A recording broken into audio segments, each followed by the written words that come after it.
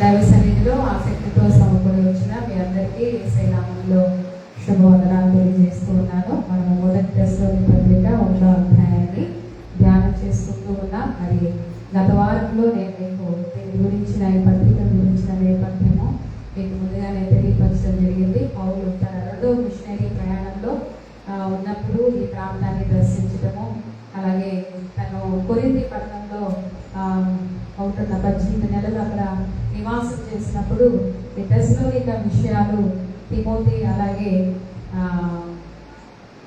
శీల వారు తీసుకొచ్చిన సమాచారాన్ని బట్టి ఆ సంఘాన్ని బలపరుస్తూ రాశారని, మరి పౌలు రాసిన పత్రికలో గలతీ పత్రిక మొదటిదైతే ఈ దశలోనిక పత్రికే 2వ పత్రిక అని నేను జ్ఞాపకం చేశాను. మనకి చరిత్రలో ఆలోచన చేసినట్లయితే మహా అలెగ్జాండరు మరి గ్రీకు సామ్రాజ్యం విజయం పొందినప్పుడు ఆయన మరణ తదనంతరము మనకు తెలుసు ఆయన సైన్యాధిపతులు 9 ఆ రాజ్యాన్ని 4 భాగాలుగా విభజించుకున్నారన్న విషయము చరిత్ర వారికి చెప్తుంది. ఆ 4 భాగాలుగా విభజించబడినప్పుడు మహా అలెగ్జాండర్ సైన్యాధిపతిలో ఒక వ్యక్తికి మాసిదోనియా ప్రాంతం ఎన్నుకున్నాడు. ఆ మాసిదోనియా ప్రాంతాన్ని ఎన్నుకున్నప్పుడు అప్పట్లో తెస్సలోనికా అనే పట్టణము దానికి ముఖ్య పట్టణంగా ఉంది. వాస్తవానికి దాని పేరు అంతకు ముందు వేరే పేరు ఉండేది. అక్కడ వేడి నీళ్ళ ఊట ఉండేది కాబట్టి ధర్మే అని పిలిచేవారు. అయితే ఎప్పుడైతే ఈ మహా అలెగ్జాండర్ సైన్యాధిపతి ఆ మాసిదోనియా ప్రాంతాన్ని వశపరుచుకున్నప్పుడు తన భార్య పేరు తెస్సలోనికా, తన భార్య పేరును ఆ ప్రాంతానికి పెట్టడం జరిగింది. కాబట్టి తెస్సలోనికా అంటే ఉమెన్ నేమ్.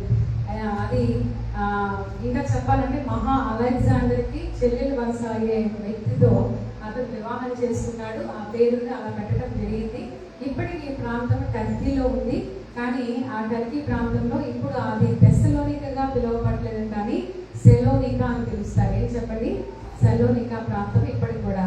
ఆ పౌలు పరిచర్య చేస్తున్నప్పుడే ఈ తెస్సలోనికా పట్టణంలో దాదాపు 2 లక్షల మంది జనం ఉన్నారట. ఎంతమంది అండి?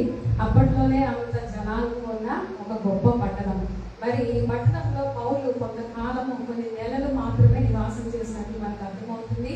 ఆయనను ఆయన నివసించిన కొన్ని నెలల్లో అక్కడ గొప్ప సువార్త చేయడం బట్టి ఆయన సువార్త ప్రభావితమై అనేక మంది తమ విగ్రహారాధన విడిచిపెట్టి సత్యదేవుని అంగీకరించడమే కాకుండా వారు ప్రభువుని అంగీకరించడం బట్టి వారికి వచ్చిన ప్రతి ఉపద్రవంలో, ప్రతి కష్టంలో, ప్రతి బాధలో కూడా ప్రభువుని బట్టి సంతోషిస్తూ నిలకడగా దేవునికి సాక్షులుగా జీవించడం అనేది మనం ఎంతైనా సంతోషించి అభినందించవలసిన విషయం అన్నమాట. కాబట్టి ఇక్కడ మీకు గత వారంలో 3 విషయాలు మనం నేర్చుకుని ఉన్నాం. క్రైస్తవులంగా మన క్రైస్తవ జీవితంలో ఉండాల్సిన 3 ప్రత్యేకమైన లక్షణాల గురించి మనం మాట్లాడుకున్నాం. ఏముండాలని నేర్చుకున్నామని చెప్పండి? విశ్వాసంతో కూడిన ఏముండాలి? విశ్వాసంతో కూడిన క్రియలు ఉండాలి. తర్వాత మన యొక్క ప్రేమ ఎలా ఉండాలి? ప్రయాసతో కూడినగా ఉండాలని నేర్చుకున్నాం. మన నిరీక్షణ ఎలా ఉండాలి? ఓర్పుతో కూడినగా ఉండాలని నేర్చుకున్నాం. కాబట్టి క్రైస్తవ జీవితంలో ఈ 3 కూడా చాలా ప్రాముఖ్యం. మన యొక్క విశ్వాసము క్రియలతో కూడినగా ఉండాలి. మన యొక్క ప్రేమ మన యొక్క ప్రేమతో కూడిన ప్రయాస అనేది మనకు ఉండాలి. ప్రేమతో మనము ప్రయాసపడే వారంగా ఉండాలన్నమాట. కాబట్టి అంటే ఒక ప్రేమతో కూడిన ప్రయాస అంటే దాని అర్థం ఏంటంటే మన మోటివ్, మనం ఏది చేస్తున్నా, అది సువార్త పరిచర్య చేస్తున్నా, కుటుంబంలో ప్రభు కొరకు జీవించాల్సి వచ్చిన మన హృదయంలో మనము ఎలాంటి ఉద్దేశం కలిగి ఉన్నామో అనే దేవుడు చూస్తాడు. మీకు ఒక మాట జ్ఞాపకం చేశాను. ఎందుకంటే ఈ లోకంలో ప్రభువు మనల్ని దేనితో ఆకట్టుకున్నాడండి? చెప్పండి. దేనితో జయించాడు ఈ లోకాన్ని ప్రభు? ప్రేమతోనే. దేవునికి స్తోత్రం చెప్తామా? హల్లెలూయా. కాబట్టి మన ఇంటెన్షన్, మన అంతరంగంలో మనం ఏది చేస్తున్నా మనం ప్రభు కొరకు ప్రయాసపడుతూ, లేకపోతే ఇంట్లో పరిచర్య చేస్తున్నా, లేకపోతే సమాజంలో పనిచేస్తున్నా మనము ప్రేమపూర్వకంగానే చేయాలి ఏదైనా. కాబట్టి ప్రేమతో కూడిన ప్రయాస ఎన్నటికి ఏమవుతుంది చెప్పండి? వ్యర్థము కాదు. ప్రేమతో మన క్రైస్తవ జీవితంలో, మన సంఘంలో కూడా ఏముండాలి చెప్పండి? ప్రేమతో కూడిన ప్రేమతో కూడిన ప్రయాస ఉండాలి. మీరు చాలా మంది ఎంతో సమర్పణతో పనిచేస్తూ ఉంటారు. మనము చిన్న సంఘమైనా కూడా ఎంతో సమర్పణతో వారం ఎంతో ప్రయాసపడి మీ వ్యక్తిగత పనులు ఎన్నో ఉన్నప్పటికీ, ఉద్యోగ బాధ్యతలు ఉన్నప్పటికీ, దేవుని పని ఎంతో ప్రయాస ప్రేమ ఉండాలి. ఆ ప్రేమ లేకుండా ఇదేంద్రా బాబు, ఇదేంటంత కష్టాలు అని సణుగుతూ గొడుగుతాను. ఎగ్జాంపుల్గా చెప్తున్నాను. సణుగుతూ గొడుగుతూ చేసామనుకోండి, ఆ ప్రయాస ప్రతిఫలం ఉంటుందా? ఉండదు. కుటుంబంలో ఉండదు. కుటుంబంలో అలా చేసినా ఉండదు, సంఘంలో అలా చేసినా ఉండదు. కాబట్టి దైవికంగా మన దైవికమైన బిడ్డలమైతే మన ప్రయాస ఎప్పుడు కూడా ప్రేమతో కూడినగా ఉండాలి. మన యొక్క విశ్వాసం ఎలా ఉండాలి? క్రియలతో ఉండాలి. క్రియలు లేని విశ్వాసం ఏమని చెప్తున్నాడు చెప్పండి? మృతము, చచ్చిన దాంతో సమానము. నాకు విశ్వాసం ఉంది అని మనం క్రియలు చూపించకపోతే మనము చచ్చిన వారితో సమానమైన దేవుని వాక్యం చెప్తుంది. కాబట్టి మన విశ్వాసము క్రియల్ని ప్రొడ్యూస్ చేసేదిగా, క్రియలు అనే ఫలాలు ఫలించేదిగా ఉండాలి. ఆ తర్వాత మన నిరీక్షణ దేంతో ఉండాలి చెప్పండి? ఓర్పుతో, ఓపికతో ఉండాలి. నేను నమ్మిన వాడిని ఎరుగుదును కనుక ఎంతసేపు అయినా, ఎన్ని రోజులైనా, ఎన్ని సంవత్సరాలైనా ఆయన చిత్తం కొరకు కనిపెడతాననే ఓపిక, ఓర్పు ఉండాలి. ఆ ఓపిక, ఓర్పు మన నిరీక్షణకు మన నిరీక్షణ గురించిన ఓర్పు మనకి ఎప్పుడు వస్తుందంటే మనం నమ్మిన దేవుని యొక్క మహోన్నతాన్ని, ఔన్నత్యాన్ని, గొప్పతనాన్ని మనం విశ్వసించినప్పుడు, నమ్మినప్పుడు మాత్రమే కలుగుతుంది. ఇప్పుడు మీరు మర్చిపోకూడదు. తెస్సలోనికీ పత్రికలో ఏముండాలి మనకి చెప్పండి? చెప్పాలి. చెప్తే పెడతా. విశ్వాసంతో కూడిన క్రియలు ఉండాలి. నెక్స్ట్ ప్రేమతో కూడిన ప్రయాస ఉండాలి. మూడోది నిరీక్షణతో కూడా ఏముండాలి? ఓర్పు ఉండాలి. దేవునికి స్తోత్రం. ఈ విషయాలన్నీ చెప్పుకుంటూ కిందకి వచ్చిన తర్వాత ఏం చెప్తున్నారంటే, ఏలైనగా దేవుని వల్ల ప్రేమింపబడిన సహోదరులారా, వీళ్ళ గురించి ఎంత అభినందిస్తున్నారు. దేవుని వలన ప్రేమింపబడిన సహోదరులారా, వీరు ఎందుకు దేవుని వల్ల ప్రేమించబడ్డారు? వీళ్ళకున్న ఈ 3 లక్షణాలను బట్టి మనము కంపారిజన్ చూసుకుంటే, ఒకసారి వాస్తవానికి నేను ఇది చదువుతున్నప్పుడు ప్రకటన గ్రంథంలో ఎఫెసీ సంఘము జ్ఞాపకం వచ్చింది. మనకి ప్రకటన గ్రంథంలో 7 సంఘాల గురించి ఉంది కదా. రెండో అధ్యాయం మొదటి భాగంలో మనం చూస్తే ఎఫెసీ సంఘం గురించి చెప్తూ 2వ వచనంలో, నీ క్రియలను, నీ కష్టంలో, నీ సహనం నేను ఎరుగుదును. నీవు దుష్టులను సహింపలేనిదని అపోస్తులు కాకే తాము అపోస్తులని చెప్పుకున్నవారిని పరీక్షించి వారు అబద్ధికులని నీవు కనుగొంటువని, నీవు సహనము కలిగి నా నామం నిమిత్తము భారం భరించి అలయలేదని నేను ఎరుగుదును. ఆయనను మొదట నీకు ఉండిన ప్రేమను నీవు వదిలిదువని నేను నీ మీద కప్పు పంపవలసి ఉన్నది. ఆలోచించేయండి. వీళ్ళకి ఏముంది? క్రియలు ఉన్నాయి, కష్టం ఉంది, సహనం ఉంది, కానీ ఏమి లేదు చెప్పండి? ప్రేమ లేదు. పౌలు అంటాడు కదా, విశ్వాసము, ప్రేమ, నిరీక్షణ, ఈ 3 ప్రాముఖ్యమైనది. వీటిలన్నిటికంటే ఎక్కువ ప్రాముఖ్యమైనది ఏంటో చెప్పాడు? ప్రేమ. దేవునికి స్తోత్రం చెప్తామా? హల్లెలూయా. కాబట్టి ఈ ఒక్కటి లోపించడం వల్ల, ఒకటి అంటే ఈ 3 కూడా ప్రాముఖ్యమైన, ఇది ఒకటి లోపించడం వల్ల వీటికి ఏమైపోయింది? ఇంత గొప్ప లక్షణాలు వీళ్ళకి ఉన్నా కూడా దైవికమైన ప్రేమ లేకపోవడం వల్ల ఏమైపోయారు చెప్పండి? వారు దేవుని చేత నేరం మోపబడిన వారై ఉన్నారు. ఈ విధంగా మనం ఆలోచన చేస్తే మన మీద ఎన్ని నేరాలు దేవుడు మోపుతారు ఆలోచించేయండి. తెస్సలోనిక సంఘంలో ఇన్ని విషయాలు వీరు మాసిదోనియాలోను తర్వాత అఖయాలోను విశ్వాసులందరికీ ఏమై ఉన్నారంట? మాదిరి అయి ఉన్నారంట. మాసిదోనియా ప్రాంతంలో ఫిలిప్పీ సంఘం వచ్చింది, తెస్సలోనిక సంఘం వచ్చింది. వీరందరికీ మాదిరి ఎవరంట? ఈ తెస్సలోనిక సంఘం వారు. ఆలోచించేయండి. మనం ఎంత కాలం నుండి దేవుని సన్నిధికి వస్తున్నాం? ఎన్ని సంవత్సరాలు అవుతుంది మనం రక్షించబడి? మన వల్ల ఎంతమంది ప్రభావితం అవుతున్నారు? ఒక్కసారి వ్యక్తిగతంగా మనం పరిశీలన చేసుకుంటే మనం ఎవరికి మాదిరికరంగా ఉండగలుగుతున్నాం? ఏ విషయంలో మాదిరికరంగా ఉండగలుగుతున్నా? సంఘం క్షేమాభివృద్ధి చెందలేకపోవడానికి కారణం ఏంటంటే మాదిరి అయిన పరిపూర్ణమైన క్రైస్తవులు లేకపోవడమే. మన సంఘంలో పలానా వ్యక్తిని చూసి అంటే నేను ఈలాగా ఉండాలి, లేకపోతే పలానా స్త్రీని చూసి ఈయనలాగా నేను ఉండాలి అనే ఒక మాదిరిని మనము ఒక ప్రభావితం చేసే సక్రియలు మనలో ఉండాలన్నమాట. కాబట్టి ఈ సంఘం గురించి ఎన్నో విషయాలు చూడండి. ఏలైనగా దేవుని వల్ల ప్రేమింపబడిన సహోదరులారా, మీరు ఏర్పరచబడిన సంగతి అనగా మా సువార్త మాటతో మాత్రమే కాక శక్తితోనూ పరిశుద్ధాత్మతోనూ సంపూర్ణ నిశ్చయంతోనూ ఎదుకు వచ్చిన సంగతి మాకు తెలియను. మీ నిమిత్తము మేము మీ ఎడల ఎట్టి వారమై ఉంటిమో మీరు ఎరుగుదురు. ఎంత చక్కగా, మీరేంటో మాకు తెలుసు, మేమేంటో మీకు తెలుసు. ఎంత అన్యోన్యమైన బంధము కదా. మేము ఎలాంటి స్థితిలో మీ దగ్గరికి వచ్చామో, ఎలాంటి సువార్త మీ దగ్గరికి వచ్చామో మీరు మీకు ఎరుగుతున్నారు. తర్వాత ఏమంటున్నారంటే పరిశుద్ధాత్మ వలన కలుగు ఆనందంతో, ఈ మాట 6వ అధ్యాయం మీరు 6వ వచనం చూడండి. పరిశుద్ధాత్మ వల్ల కలుగు ఆనందంతో గొప్ప ఉపద్రవమందు మీరు వాక్యం అంగీకరించి. పరిశుద్ధాత్మ యందలి ఆనందం కొరకు ఈ మాటలు చాలా అసలు వారి యొక్క ఆత్మీయ స్థితి ఎంత ఉన్నతంగా ఉందో ఈ మాటలు మనకు అర్థమవుతుందండి. వారి కంట గొప్ప ఉపద్రవంలో ఎవరిని అంగీకరించారు? దేవుని అంగీకరించారు. వారి ఆనందము భౌతికమైన దాని మీద లేదు, కానీ దేని మీద చెప్పండి? పరిశుద్ధాత్మ యందలి ఆనందం. దేవునికి స్తోత్రం చెప్దామా? హల్లెలూయా. క్రైస్తవ జీవితంలో మనం క్రీస్తుని బట్టి ఆనందించడం నేర్చుకోవాలి. ప్రతిరోజు కూడా మనం ఏ స్థితిలో ఉన్నా కూడా, ఏ స్థితిగతులు గుండా వెళ్తున్నప్పటికీ ప్రభు మనకి రక్షకుడిగా దొరికారని, నేను ఆయన బిడ్డగా ఉన్నానని, ప్రతిరోజు నాతో ఆయన సాయంతో నా సత్సంబంధం మంచిగా ఉన్నదనే సంతోషం మనకి ఎప్పుడూ ఉండాలి. అవర్ పర్సనల్ రిలేషన్షిప్, అన్యోన్యమైన సహవాసం దేవునితో మనం కలిగి ఉంటే ఆయన బట్టి మనం ఎల్లప్పుడూ సంతోషించగలుగుతాం. కాబట్టి వారు గొప్ప ఉపద్రవము, వారు పరిశుద్ధాత్మ వల్ల కలిగిన ఆనందంతో గొప్ప ఉపద్రవాలను మీరు వాక్యం అంగీకరించి మమ్మును ప్రభువును పోలి నడుచుకున్న వారైతే, దేవుని పోలి నడుచుకున్నట్లుగా సేవకులు ఏమైనా మమ్మల్ని కూడా మీరు అంగీకరించి ప్రతి విషయంలో కూడా మీరు విధేయత చూపించి దేవుని అంగీకరించాలని చెప్పేసి వారిని అభినందిస్తున్నారు. అలా వారు అలా ఉన్నారు కాబట్టి మాసిదోనియాలోను అఖియాలోను విశ్వాసులందరికీ ఏమయ్యారంటే వారు మాదిరి.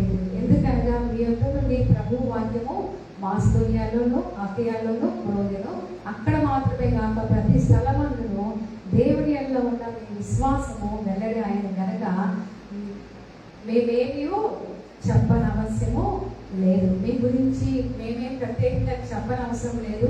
మీరు వాక్యాన్ని విన్నారు, అంగీకరించారు. మనం మీకు పోయిన వారం కూడా చెప్పాను, దేవుని సువార్త అనేది ఎవరు అనుభవించారో వాళ్ళే చెప్పాలి. సువార్త దేవదూతలు వచ్చి ఈ లోకంలో సువార్త చేయాలి. ఎవరు చేయాలి సువార్త? మనమే చేయాలి. వ్యక్తిగతంగా నువ్వు సువార్తీకరణ చేసి రక్షించబడిన నీవు అనేకులకు సువార్త చేయాలి. కాబట్టి ఈ సంఘం గురించి ఆలోచన చేస్తే క్రైస్తవ జీవితానికి ఒక మంచి మాదిరిగా ఉన్నారు. అలాగే సువార్త సేవలో ఈ సంఘం కూడా మంచి మాదిరిగా ఉన్నారు. అర్థమవుతుందండి? క్రైస్తవ జీవితానికి మంచి మాదిరిగా ఉన్నారు. ఇంకోటి ఏంటి? సువార్త సేవ విషయంలో కూడా వారు బాబు మాదిరిగా ఉన్నారు. మాకు దొరికిందిలే అనే సంతోషంతో సంతృప్తి చెందలేదు. వారి ఇతరులు కూడా షేర్ చేసుకోవడం మొదలు పెట్టారు. మన పాత నిబంధన గ్రంథంలో ఒక స్టోరీ ఎప్పుడు చదువుతాం. షోమ్రోన్లో భయంకరమైన కరువు వచ్చింది. కరువు వచ్చిన ఎంత కరువు అంటే ఇంకా పావులకు రెక్కను కూడా ₹2 అమ్ముతున్నారంట. అలాంటి భయంకరమైన కరువు సమయంలో ఏం జరిగిందంటే దేవుడు ఒక గొప్ప విజయాన్ని షోమ్రోన్ మీద అనుగ్రహించుకుంటున్నారు. ఆ దినాల్లో కుష్ఠరోగులు ఎక్కడ ఉండేవారు? ఊరు వెలుపులో ఉండేవారు. అయితే ఈ ఊరు వెలుపులో ఉన్న వీరికే షోమ్రోన్లోనే ఆహారం లేనప్పుడు ఊరి బయట లోయలో ఉన్న కుష్ఠరోగులకి అన్నం ఇచ్చే వాళ్ళు ఎవరైనా ఉంటారా? ఉండరు. ఆకలితో చచ్చిపోతున్నారు. వారు అలవాటిస్తున్నారు. వారు అనుకున్నారు ఆకలి తట్టుకోలేక మన ఊర్లోకి వెళ్ళిపోదాం. ఊర్లోకి వెళ్తే ఏం చేస్తారు? రాళ్ళు వేసి కొట్టి చంపేస్తారు కుష్ఠరోగుల్ని.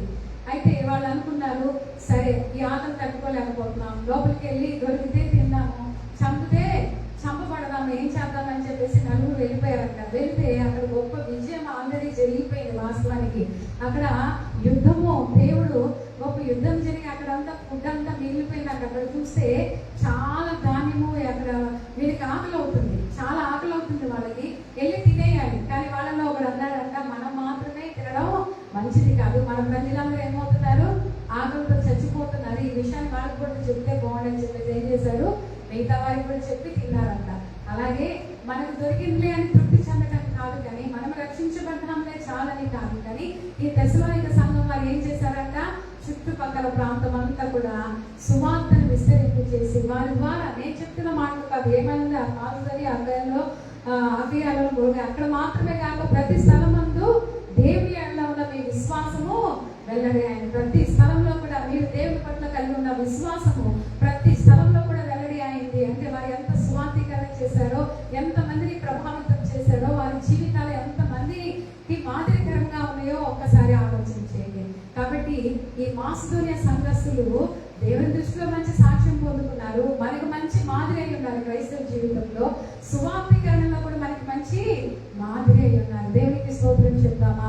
హల్లెలూయా. తర్వాత అంటున్నాడు కదా, మా యొద్ద మీ యొక్క మాకు ఎట్టి ప్రవేశము కలిగినో అక్కడి జనులు మమ్మల్ని గురించి తెలియజేస్తున్నారు. అంటే మీ యొక్క అంటే మీ దగ్గరికి మేము వచ్చినప్పుడు మాకు ఎలాంటి మీరు అవకాశాన్ని ఇచ్చారో అక్కడ జనులే మీకు చెప్తారు. మరియు మీరు విగ్రహాలను విడిచిపెట్టి జీవం కలిగిన వాడును సత్యవంతులను దేవుని దాసుల ఉండకును దేవుడు మృతుల్లో నుండి లేపిన యేసును అనగా రాబో భూమృతుల నుండి మనం తప్పించుచున్న ఆయన కుమారుడు యేసును పరలోకం నుండి వచ్చునని ఎదురు చూపించు. మీరు ఇలాగూ దేవుని వైపునకు మీరు ఎలాగూ దేవుని వైపు తిరిగితే ఆ సంగతి వారే తెలియజేస్తారు. దేవునికి స్తోత్రం. హల్లెలూయా. క్రైస్తవ జీవితంలో ప్రభువుని అంగీకరించవలసిన ఇప్పుడు జరగవలసిన 2 కార్యాలు. ఒకటి ఏంటి? మారు మనసు, తర్వాత దేవుని పట్ల విశ్వాసం. ఈ 2 మీ జీవితంలో జరిగింది.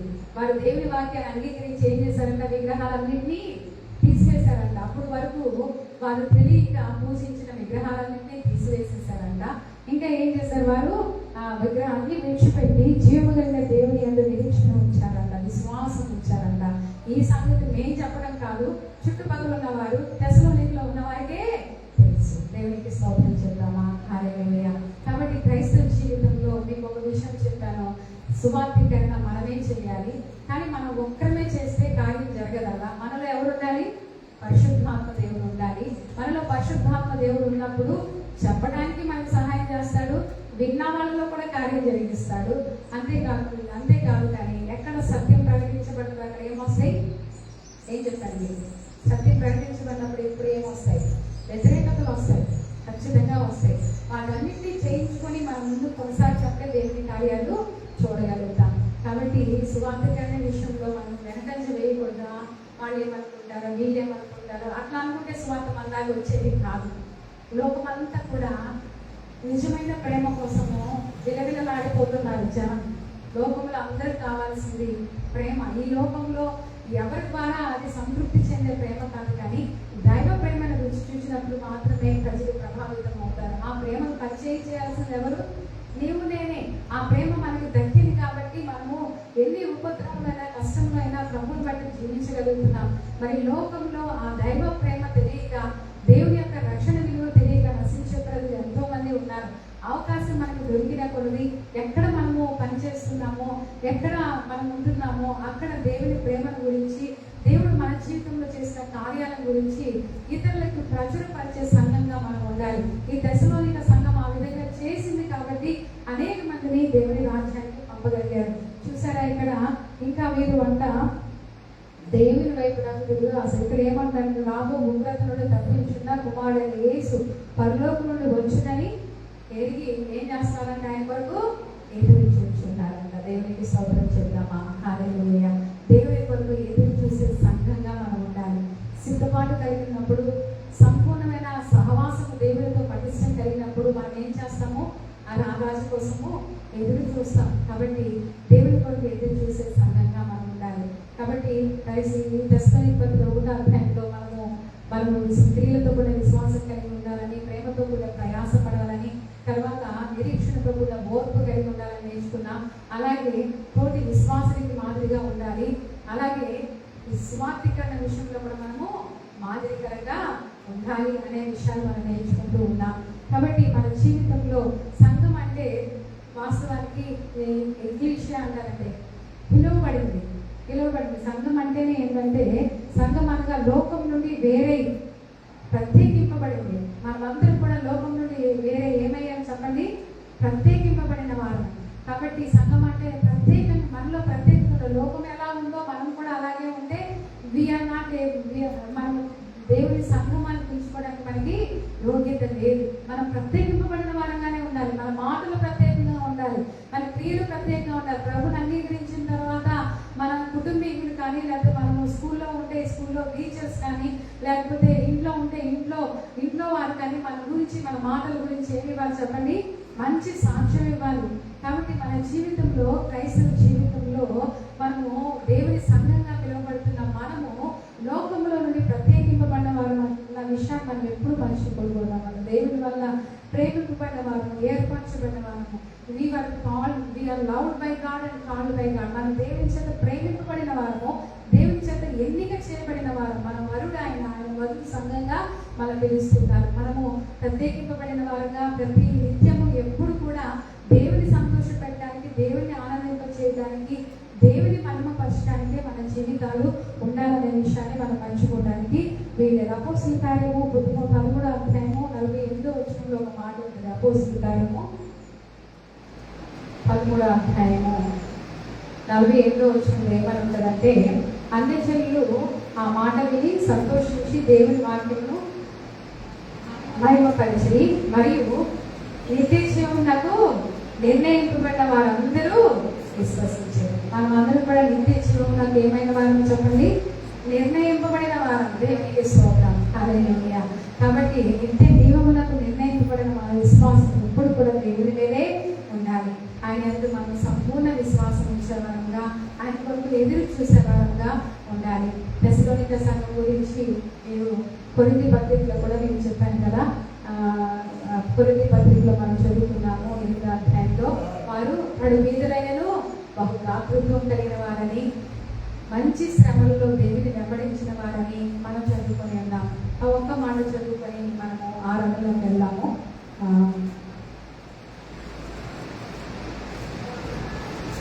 2వ కొరింథీ పత్రిక 8వ అధ్యాయం అనుకుంటాను.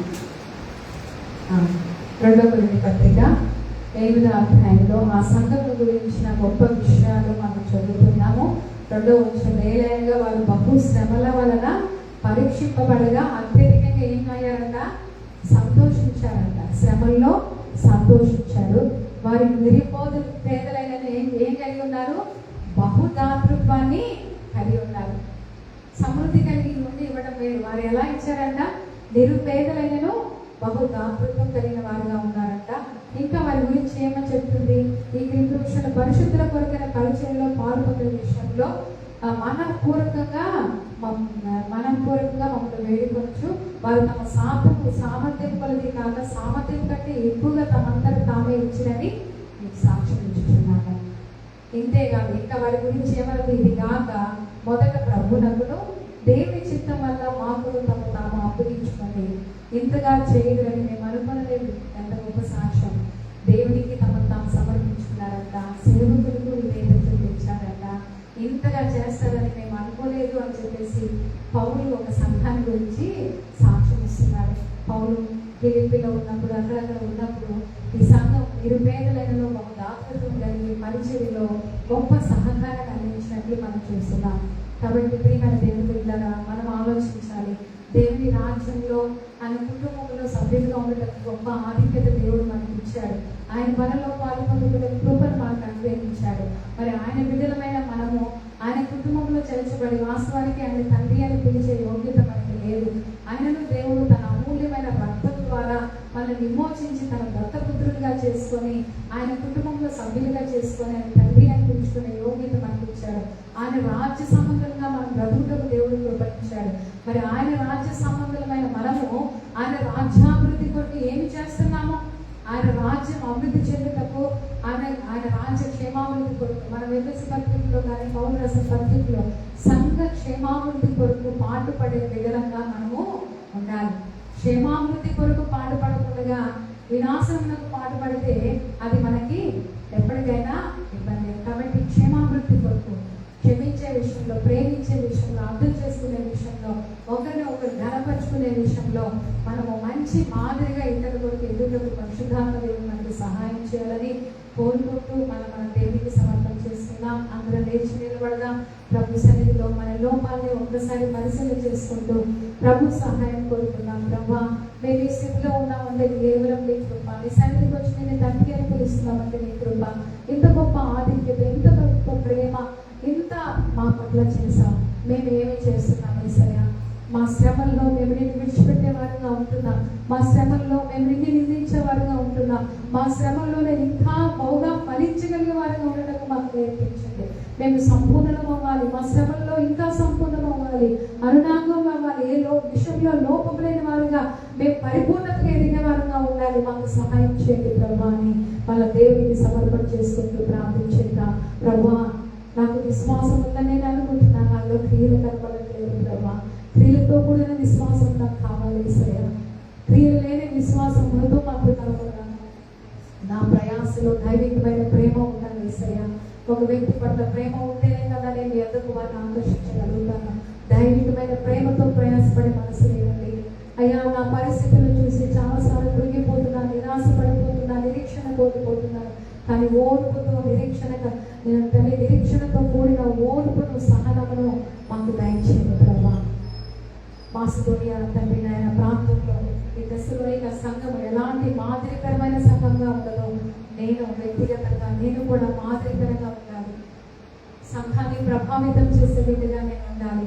నాలో ఉన్న విశ్వాసముతోటి విశ్వాసాన్ని ప్రభావితం చేయాలి. నాలో ఉన్న దైవ ప్రేమ నా చుట్టూ ఉన్న వారిని ప్రభావితం చేయాలి.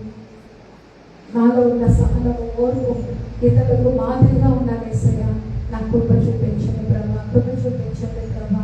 మేము చాలా విషయాల్లో ఓడిపోతున్నాం నాయన, ఓడిపోయిన వారంగా ఉన్నాము తండ్రి నాయన. క్షమించండి, క్షమించండి. పరిపూర్ణత వైపు మమ్మల్ని నడిపించండి, సంపూర్ణ వైపు మమ్మల్ని నడిపించండి. నీ సాక్షులుగా మమ్మల్ని జీవింపచేయమని మనల్ని మన దేవుడికి సమర్పణ చేసుకుంటూ ఒక్క నిమిషము మన జీవితాన్ని తొంగి చూచుకుంటూ ప్రభువుని క్షమాపణ అడుగుతూ పడదామా.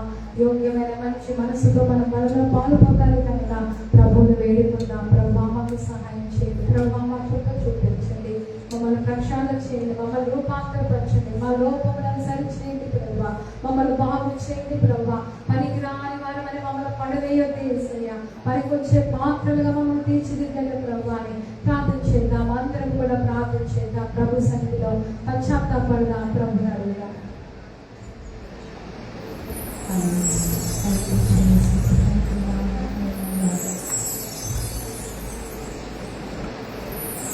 స్వరమెత్తి ప్రార్థన చేద్దామా? అందరూ ఎవరు దిక్కులు చూడవద్దు, అనాలోచనతో ఉండవద్దు. దేవుని సన్నిధిలో ఉన్నాం మనము. ప్రభు వైపు తిరుగుదాం, ప్రభు వైపు చేతులెత్తుదాం. మీకు ఎలా అనుకూలం అనిపిస్తే అలాగా చేతులెత్తి ప్రభువుకి కృతజ్ఞతాస్తుతులు చేస్తూ నిండు మనసుతో మనం దేవునికి సమర్పణ చేసుకుంటూ ప్రభుని ఆరాధన చేద్దాం. మనం ఇంకా బ్రతికి ఉన్నామంటే దేవుని కృపే. మనము ప్రతిరోజు ఆహారం తింటున్నామంటే దేవుని కృపే. ఆరోగ్యం కలిగి ఉన్నామంటే దేవుని కృపే. కాబట్టి ప్రతి విషయాన్ని బట్టి ప్రభా మేము ఇంకా బ్రతికున్నాం, ఇంకా సేవలో ఉన్నామంటే కేవలం నీ కృపే యేసయ్యా. మా మంచితనం ఏది లేదు నాయన. అయ్యా తండ్రి నాయన, మమ్మల్ని వెంటాడుతున్న శాపము నుండి విడిపించగలిగిన దేవుడు నీ ఒక్కడే యేసయ్యా. అయ్యా ఆరోగ్యం, అయ్యా మాకు పనుల్ని ఉద్యోగాన్ని ఇస్తున్నది నీవే అయ్యా. మేము బ్రతుకు ఉందంటే కేవలం నీ కృపే యేసయ్యా. మాకు ఇల్లు ఉందంటే నీ కృపే, వాహనం ఉందంటే నీ కృపే యేసయ్యా, ధనం ఉందంటే నీ కృపే, మా బలము నీ కృపే. ఏ అర్హత మాకు లేదు, మేము వంటి వారము ప్రభా. మా పట్ల ఎంత కృపను చూపిస్తున్నావు. నీ ప్రేమ ఉన్నతమైనది నాయన. ఆకాశం కంటే ఉన్నతమైనది నీ ప్రేమను బట్టి, నీ కృపను బట్టి నీకు నిండు మనసుతో కృతజ్ఞతలు చెల్లిస్తున్నానని ప్రతి ఒక్కరికి కూడా ఆత్మతో సత్యంతో ప్రభుని ఆరాధించుదామా. హల్లెలూయా, హల్లెలూయా, హల్లెలూయా. దేవానికి స్తోత్రం, దేవానికి స్తోత్రం. హల్లెలూయా, హల్లెలూయా. స్తుతిద్దాం ప్రభుని ఆరాధించుదాం.